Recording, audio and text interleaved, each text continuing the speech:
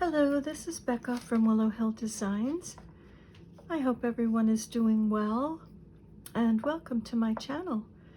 Today I am sharing a little bit about the Twilight Stars quilt along with Lisa Bongean. And this is a quilt along that she's offering to everyone. It's free and you just have to purchase the book, this Triangle Gatherings book, and some of her half square triangle paper. And then you can either buy her fabric to construct your quilt, or you can use your own from your stash or something that you've purchased. But this quilt comes in, she offers the sizes. The blocks would be 4-inch blocks, 6-inch blocks, and 8-inch blocks. And this is the quilt right here. And the setting is on point, so the stars are running, the rows are running diagonally, and I've chosen to do the 4x4, which you would think would be 16 blocks, but it's not, it's 25. So I know that some people have been wondering how to stay organized with this, and also I thought I would share some tips to work on the small blocks. A lot of the people are doing the 8-inch blocks. I have chosen the 6-inch. The 4-inch was a little bit too tiny, and the pieces are fairly small in it, and so I've chosen the 4x4 layout, and the number of blocks for that are 25. So you'll construct 25 blocks, and she gives you a formula here. She tells you what you will need for the dark fabrics for each block, and then for the light, if you'd like to cut for the whole quilt, she gives you a little formula of the number of blocks you've chosen. I've chosen 25, and then she gives you a little formula to figure out how much you will need and what you will cut. So I've already done that ahead of time. I've chosen the same background throughout for all of my blocks, and these are some of the blocks that I have done so far. This was the first block that I did. These were from week 1. It's thundering. I don't know if you can hear that. We're evidently going to get another storm. Oh, this is week 2. Week 3, and I'm working on the other for week 3. I just have to add the flying geese for the star points on week 3. But one of the ways that I like to stay organized for this is to use these design boards. I love these. They really come in handy, and they're just made of cardboard, and I glued some fleece on them just with hot glue. I didn't bother to put any binding around the sides. I didn't need it. So I have this size, and I have a larger size, and what I do is I get the pieces for the next blocks set up, and I just keep them on this board and set that aside until I'm ready to work on that. And some of the tips that I wanted to give for these blocks, because these little blocks are, this is a 3.5-inch block altogether, and in the center of each block is 16 half square triangles. So in the center you have to put 4 rows together of 4 little half square triangle blocks, and they're tiny. If you can tell by the size of my pinky, they're tiny blocks. And I just thought I would share a few tips that I have found to be helpful with this constructing these little blocks, and the center, which really you really need it to be very accurate for everything to fit, for these outside star points to fit. So one of the tips that I would give is accurate cutting. It sounds like a simple thing, but it truly is important. When you sew your half square triangles, when you sew the paper on this paper, and you cut these little columns out with the half square triangles, and then of course they're cut in half again, and each one produces 2 half square triangles. There's 18 yielded from this paper, and you only need 16 for this quilt. And I have to say, the cutting on these solid lines and also in between these kind of rectangles to form the 2 half square triangle units, cutting is really, really important. If you don't cut accurately, you're not going to have accurate sized half square triangles, and of course that is going to skew your block. Your block won't be accurate. So accurate cutting really with these tiny pieces. With larger blocks, sometimes you can fudge a little bit and trim. The other thing that I would say that I have found helpful is to starch. And I don't generally starch ever. Once in a while I'll use Mary Ellen's Best Press, but not very often. But with these blocks I definitely starched and found that it made a huge difference. And I use the Niagara Faultless Heavy Finish spray starch, and that really worked really nicely, and it does give you a very stable unit.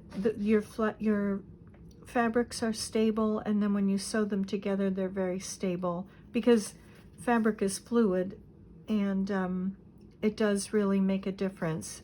So I would say starch. I didn't intend to starch, and then when I started constructing them I found out that starch really is your friend with these little tiny blocks.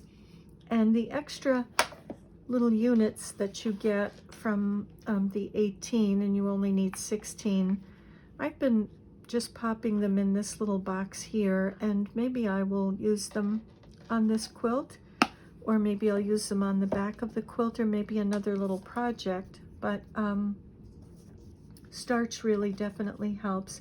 The other thing is pins. Pinning really does make a difference. I had used tiny applique pins. Let's see, I think I have them here. Yes. These little applique pins are very nice for appliquing things, but I found that they're so small, so short, that they definitely made the fabric distorted. They rumpled it up. So I decided not to use the applique pins, and I use a fine steel pin, like a silk pin, for regular piecing, but that was even a little bit too thick when putting these little half square triangles together. So I used these are even finer. This is a finer steel pin, and I don't have the name.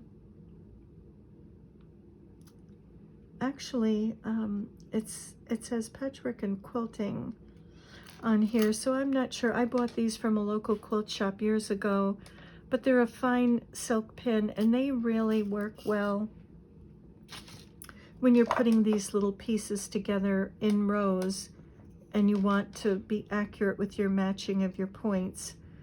They don't distort the fabric, and the row sews together much more easily. So the kind of pins that you use seem to really make a difference. And I don't use the pressing stick on this. I know that in the larger blocks, I'm sure it's very helpful, but I don't use it on this little block. This is the pressing stick, and this seemed to actually make my blocks pucker more.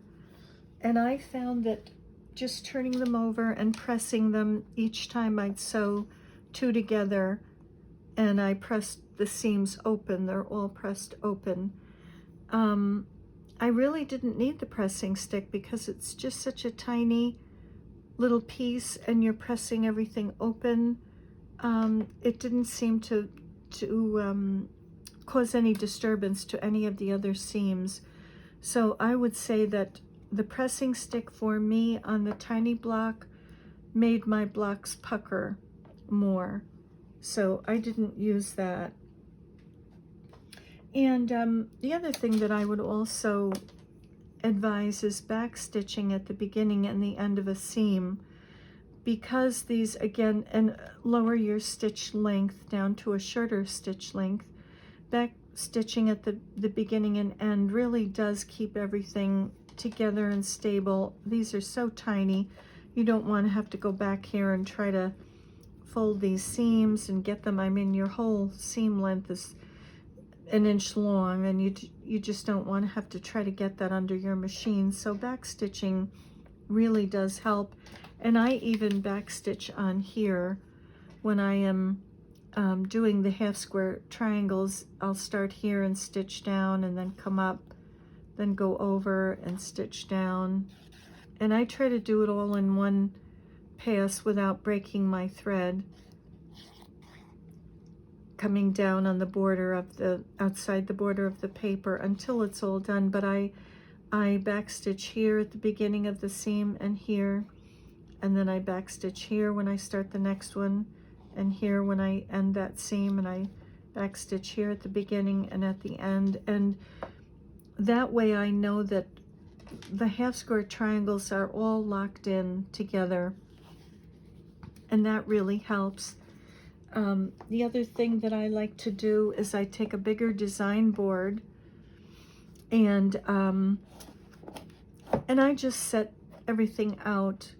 These are the corner square, or the corner squares for the block, and these are the bases for the flying geese. And I set everything out here and bring this to my sewing machine. So the next step on this one is to just, first of all, construct the flying geese, and then I'll add the pieces in this row, and then this row, and this row, and then I'll sew them all together, and then sew this row to this and this to this. And it just makes it so much easier to take all the components to my sewing table. And the other thing is, again, this is just cardboard, and I've just hot glued fleece on it, and it makes a nice design board to take to your sewing machine. And then when this one's done, I just go to the next piece that I have set up, and I have the components all cut out for it, and I take that and transfer it to this board. When this block is done, it goes in with the block, the pile of blocks that are done. So this makes everything organized and easy. And the other thing that I've done to organize is I keep the paper that Lisa drew up for us, and this is the 6-inch again, and this shows that if I'm doing the layout 4 by 4, that I need 25 blocks. And if I decide to go up in size to a 4 by 5 or a 5 by 5, I've got it all right here, and I know what I would need to do extra. Mine will be a square, I think about 40 inches, and I will use it as a table topper in our great room, on the dining room table. And I'm using Kim Deal fabrics, and I kind of want it to be that rustic sort of,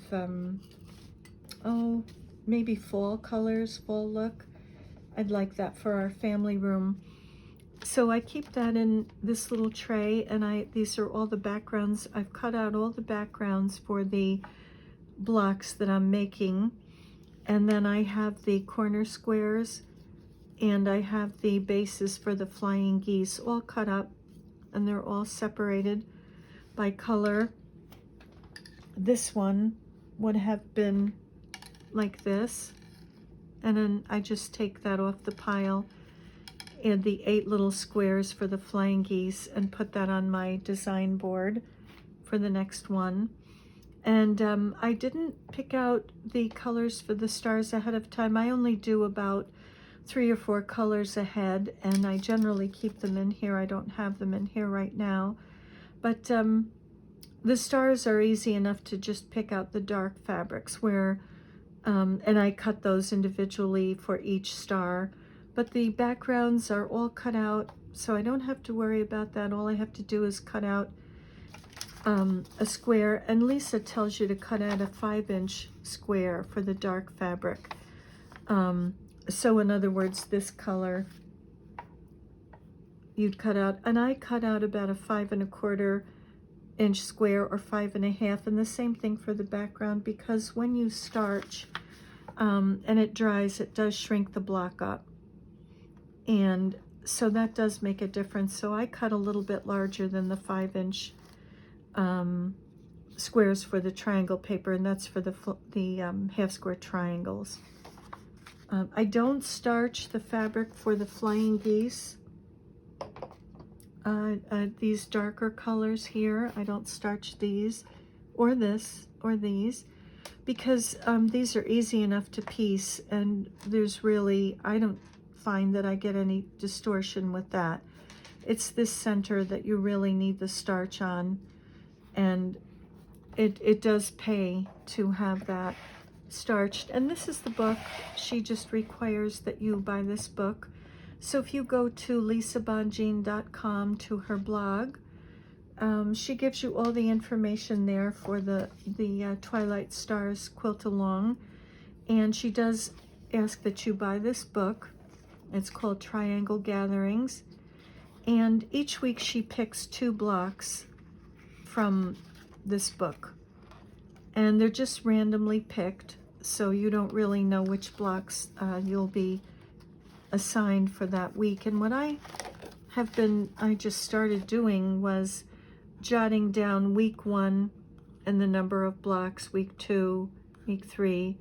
I'm on week 4 right now. I'm behind a week, so I just jot them down here, and then I also go inside and I just write down like this, week 3, and that way as I'm going through, I know which week I'm working on.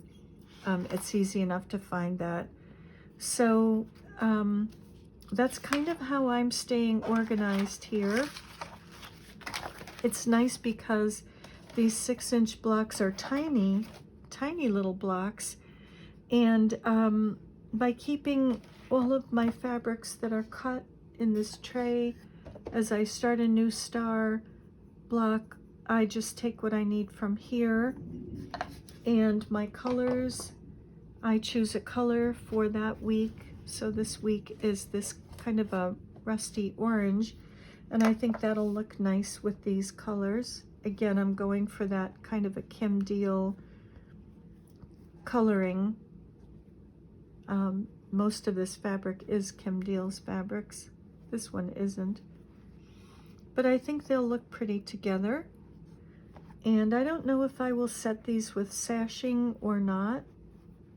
We'll have to see how what she suggests, and then I will probably do my own thing as I usually do.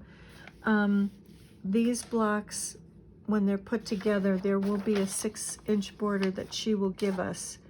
So I will decide if I want to do that border or not. But so this is how I'm staying organized, and it's really truly been very easy. So maybe you'll want to try these design boards for this and just stack them up. They're easy to stack up.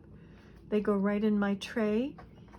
I just pop them in the tray, and when I want to work, I put my Primitive Gatherings book in there, and when I want to work on this, I just take this little tray out and begin working. And I reward myself by looking at the blocks that are already constructed, because these tiny blocks are, you need patience, really.